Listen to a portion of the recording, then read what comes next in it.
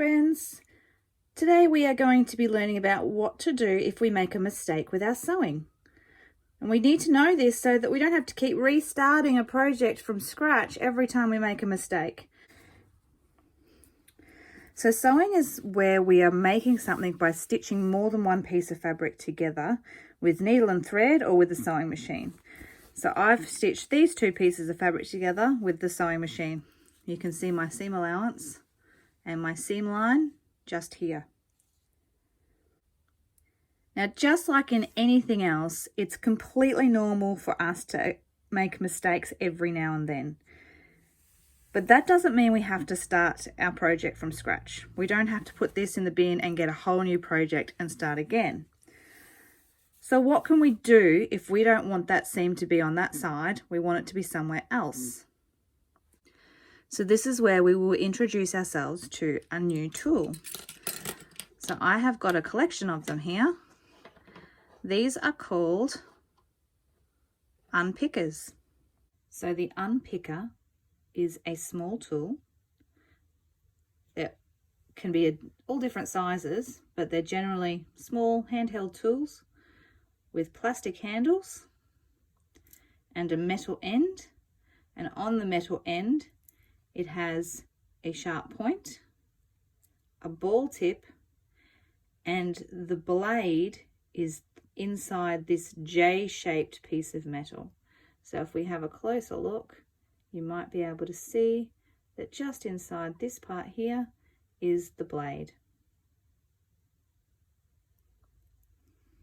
So the first thing we want to know about using a seam ripper is we want to have one that has got a very sharp blade.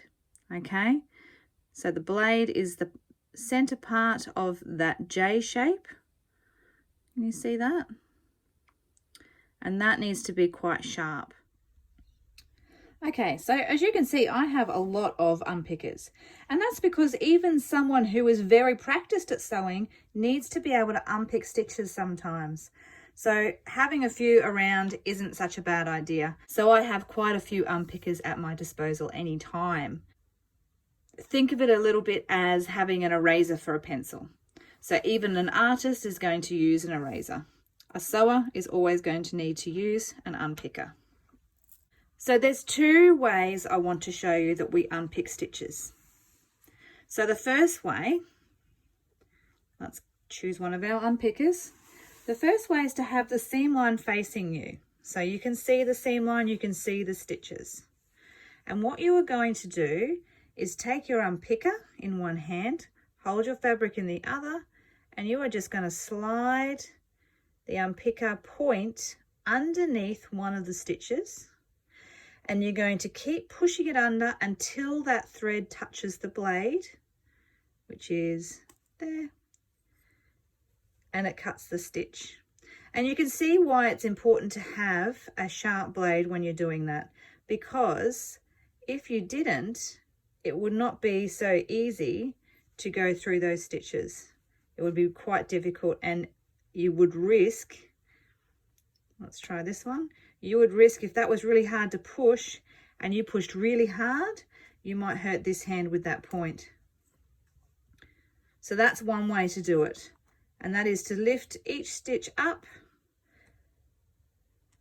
with the point and the seam line is facing you.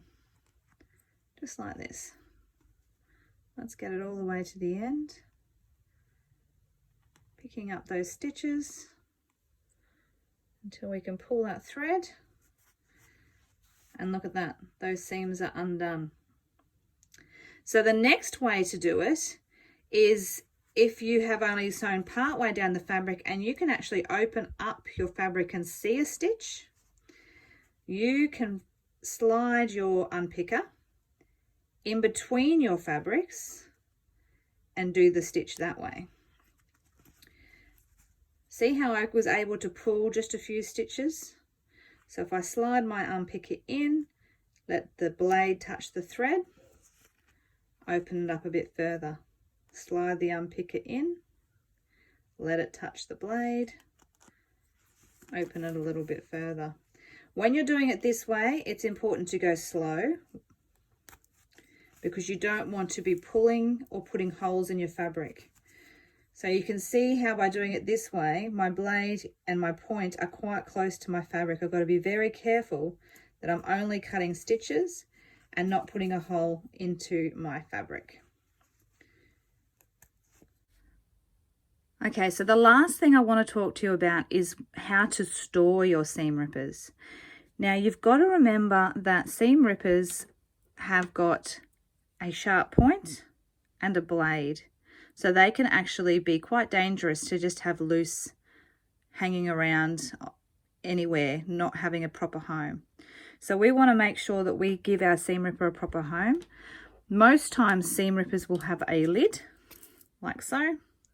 But if they don't have a lid,